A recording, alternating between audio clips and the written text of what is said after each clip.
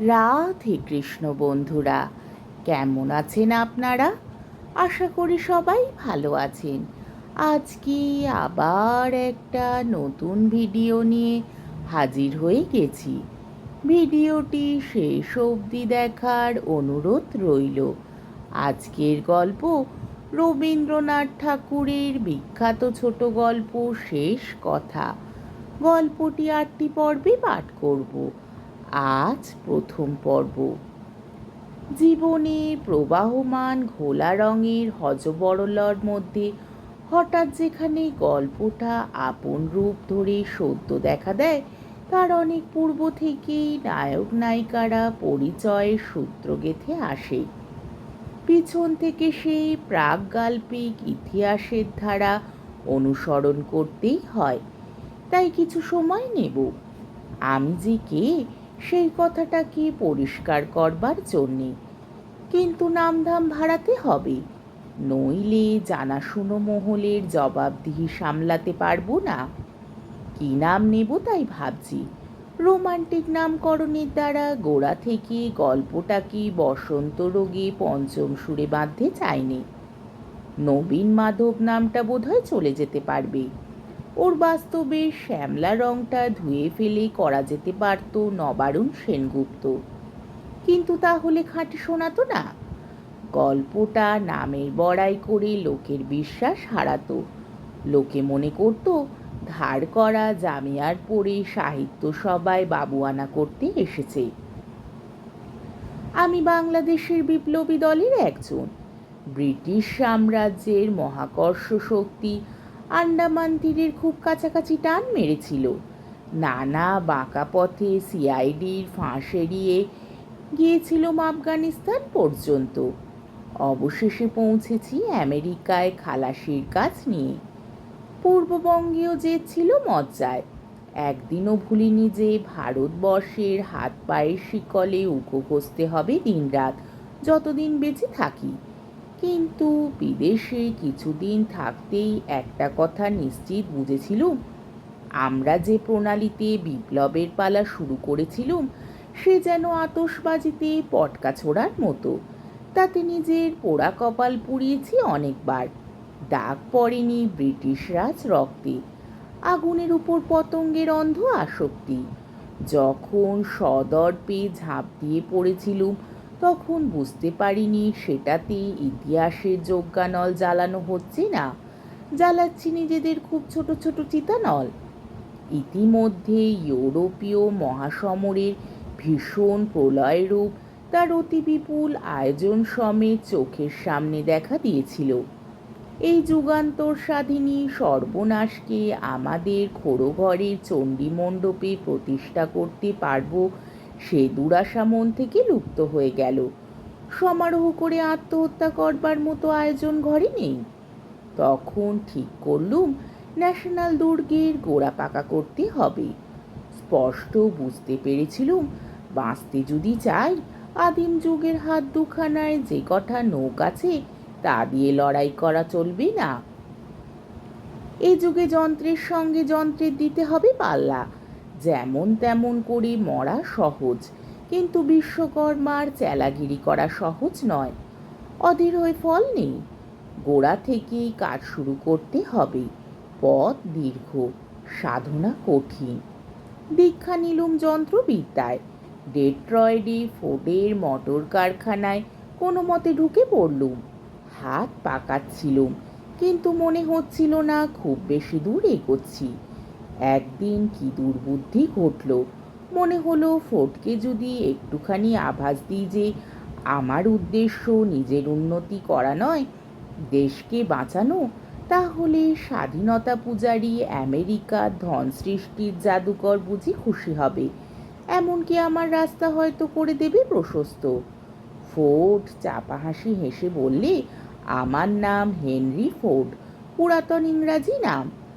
আমাদের ইংল্যান্ডের মামাতো ভাইরা অকেজো, তাদের অতি কেজো করব, এই আমার সংকল্প। আমি ভেবেছিলুম ভারতীয়কেও কেজো করে তুলতে উৎসাহ হতে পারি। একটা কথা বুঝতে পারলুম, টাকাওয়ালার দরদ টাকাওয়ালাদেরই পড়ে। আর দেখলুম এখানে চাকা তৈরির চক্রপথে শেখা বেশি দূর এগোবে না। এই উপলক্ষে একটা বিষয় চোখ খুলে গেল। সে হচ্ছে এই যে যন্ত্রবিদ্যা শিক্ষার আরো গোড়ায় যাওয়া চাই। যন্ত্রের মাল মশলা সংগ্রহ শিখতে হবে। ধরনী শক্তিমানদের জন্যে জমা করে রেখেছেন তার দুর্গম জঠরে কঠিন পদার্থ, এই নিয়ে দিগ্বিজয় করছে তারা। আর গরিবের জন্য রয়েছে তার উপরের স্তরে ফসল। হাড় বেরিয়েছে তাদের পাঁজরায়, চুপসে গেছে তাদের পেট। আমি লেগে গেলুম খনিজবিদ্যা শিখতে। ফোর্ড বললে ইংরেজ অকেজ, তার প্রমাণ হয়েছে ভারতবর্ষে। একদিন হাত লাগিয়েছিল তারা নীলের চাষে, আর একদিন চায়ের চাষে। সিভিলিয়ানের দল দপ্তরখানায় তকমা পড়া, ল অ্যান্ড অর্ডারের ব্যবস্থা করেছে, কিন্তু ভারতের বিশাল অন্তর্ভাণ্ডারের সম্পদ উদ্ঘাটিত করতে পারিনি। মানব চিত্তের কি প্রকৃতি! বসে বসে পাটের চাষির রক্ত নিংড়েছে। জামশেদ টাটাকে সেলাম করেছি সমুদ্রের ওপার থেকে। ঠিক করেছি আমার কাজ পটকা ছোড়া নয়। শীত কাটতে যাব পাতালপুরীর পাথরের প্রাচীরে। মায়ের আঁচল ধরা বুড়ো খোকাদের দলে মিশে মামা ধ্বনিতে মন্তর পড়ব না। আর দেশের দরিদ্রকে অক্ষম অভুক্ত অশিক্ষিত দরিদ্র বলেই মানব।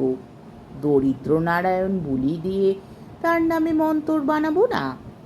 প্রথমে বয়সে এরকম বচনের পুতুল গড়া খেলা অনেক খেলেছি। কবিদের কুমোর বাড়িতে স্বদেশের যে রাংতা লাগানো প্রতিমা গড়া হয় তারই সামনে বসে বসে অনেক চোখের জল ফেলেছি, কিন্তু আর নয়। এই জাগ্রত বুদ্ধির দেশে এসে বাস্তবকে বাস্তব বলে জেনে শুকনো চোখে কোমর বেঁধে কাজ করতে শিখেছি। এবার গিয়ে বেরিয়ে পড়বে বিজ্ঞানী বাঙাল কোদাল নিয়ে, কুড়ুল নিয়ে, হাতুড়ি নিয়ে দেশের গুপ্তধনের তল্লাশে। এই কাজটাকে কবির গদগদ কণ্ঠের চেলারা দেশমাতৃকার পুজো বলে চিনতেই পারবে না। ফোর্ডের কারখানা ঘর ছেড়ে তারপরে 9 বছর কাটিয়েছি খনিজবিদ্যা শিখতে। ইউরোপের নানা কেন্দ্রে ঘুরেছি, হাতে কলমে কাজ করেছি, দু একটা যন্ত্রকৌশল নিজেও বানিয়েছি। তাতে উৎসাহ পেয়েছি অধ্যাপকদের কাছে, নিজের ওপরে বিশ্বাস হয়েছে। ধিক্কার দিয়েছি ভূতপূর্ব মন্ত্রমুগ্ধ অকৃতার্থ নিজেকে। আমার ছোট গল্পের সঙ্গে এইসব বড় বড় কথার একান্ত যোগ নেই। বাদ দিলে চলতো, হয়তো ভালোই হতো। কিন্তু এই উপলক্ষে একটা কথা বলা দরকার ছিল, সেটা বলি। যৌবনের গোড়ার দিকে নারী প্রভাবের ম্যাগনেটিজমে জীবনের মেরু প্রদেশের আকাশে যখন অরোরার রঙিন ছটার আন্দোলন ঘটতে থাকে, তখন আমি ছিলুম অন্যমনস্ক, একেবারেই কোমর বেঁধে অন্যমনস্ক। আমি সন্ন্যাসী, আমি কর্মযোগী, এইসব বাণীর দ্বারা মনের আগল শক্ত করে আঁটা ছিল।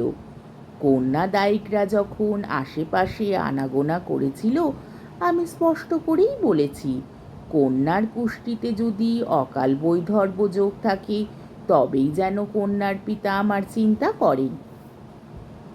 পাশ্চাত্য মহাদেশে নারী সঙ্গ ঠেকাবার বেড়া নেই, সেখানে আমার পক্ষে দুর্যোগের বিশেষ আশঙ্কা ছিল। আমি যে সুপুরুষ, দেশে থাকতে নারীদের মুখে সেই কথা চোখের মৌন ভাষা ছাড়া অন্য কোনো ভাষায় শোনবার কোনো সম্ভাবনা ছিল না। তাই এই তথ্যটা আমার চেতনার বাইরে পড়েছিল। বিলেতে গিয়ে যেমন পরিষ্কার করেছি সাধারণের তুলনায় আমার বুদ্ধি বেশি আছে, তেমনই ধরা পড়েছিল আমাকে দেখতে ভালো। আমার এদেশি পাঠকদের মনে ঈর্ষা জন্মাবার মতো অনেক কাহিনীর ভূমিকা দেখা দিয়েছিল, কিন্তু হলপ করে বলছি, আমি তাদের নিয়ে ভাবের কুহকে মনকে জমাট বাঁধতে দিইনি। হয়তো আমার স্বভাবটা কড়া, পশ্চিমবঙ্গের শৌখিনদের মতো ভাবুলতায় আর্দ্রচিত্ত নই। নিজেকে পাথরের সিন্দুক করে তার মধ্যে আমার সংকল্পকে ধরে রেখেছিল।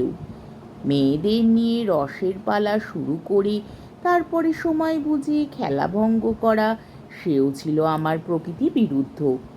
আমি নিশ্চয়ই জানতুম যে জেদ নিয়ে আমি আমার ব্রতের আশ্রয়ে বেঁচে আছি, এক পা ফসকালে সেই জেদ নিয়ে আমার ভাঙা ব্রতের তলায় পিষে মরতে হবে। আমার পক্ষের মাঝখানে কোনো ফাঁকির পথ নেই। তাছাড়া আমি জন্ম পাড়া গিয়ে মেয়েদের সম্বন্ধে আমার সেকেলে সংকোচ ঘুচতে চায় না। তাই মেয়েদের ভালোবাসা নিয়ে যারা অহংকারের বিষয় করে, আমি তাদের অবজ্ঞা করি। বিদেশি ভালো ডিগ্রি পেয়েছিল, সেটা এখানে সরকারি কাজে লাগবে না জেনে ছোট নাগপুরে চন্দ্রবংশীয় এক রাজার, মনে করা যাক চণ্ডবীর সিংহের দরবারে কাজ নিয়েছিল। সৌভাগ্যক্রমে তার ছেলে দেবিকা প্রসাদ কিছুদিন কেমব্রিজে পড়াশুনো করেছিলেন। দৈবাৎ তার সঙ্গে আমার দেখা হয়েছিল জুরিকে। সেখানে আমার খ্যাতি তার কানে গিয়েছিল। তাকে বুঝিয়েছিলুম আমার প্ল্যান। শুনে খুব উৎসাহিত হয়ে তাদের স্টেটে আমাকে জিওলজিক্যাল সার্ভের কাজে লাগিয়ে দিলেন। এমন কাজ ইংরেজকে না দেওয়াতেই উপরিস্তরের বায়ুমণ্ডল বিক্ষুব্ধ হয়েছিল। কিন্তু দেবিকা প্রসাদ ছিলেন ঝাঁঝালো লোক। বুড়ো রাজার মন টলমল করা সত্ত্বেও টিকে গেলুম। এখানে আসবার আগে মা আমাকে বললেন, বাবা, ভালো কাজ পেয়েছো, এইবার একটি বিয়ে করো, আমার অনেক দিনের স্বাদ মিটুক। আমি বললুম, অর্থাৎ কাজ মাটি করো। আমার যে কাজ তার সঙ্গে বিয়ের তাল মিলবে না। দৃঢ় সংকল্প। ব্যর্থ হলো মায়ের অনুনয়। যন্ত্রতন্ত্র সমস্ত বেঁধে ছেদে নিয়ে চলে এলুম জঙ্গলে। আজকের পর্বটি এইখানেই শেষ হলো। আমার ভিডিওটি যদি আপনাদের ভালো লেগে থাকে, তাহলে আমাকে কমেন্টের মাধ্যমে আপনাদের মূল্যবান মতামত অবশ্যই জানাবেন এবং আমার ভিডিওটিকে লাইক ও শেয়ার করার ও আমার চ্যানেলটিকে সাবস্ক্রাইব করারও অনুরোধ রইল। তাহলে আজকের ভিডিওটা এই অবধি। পরের দিন আবার এই গল্পেরই দ্বিতীয় পর্ব নিয়ে হাজির হয়ে যাব। ততক্ষণ পর্যন্ত আপনারা সবাই ভালো থাকবেন, সুস্থ থাকবেন, সাবধানে থাকবেন এবং আমার ভিডিওটি দেখতে থাকবেন। তাহলে আজকে আসি। রাধে কৃষ্ণ।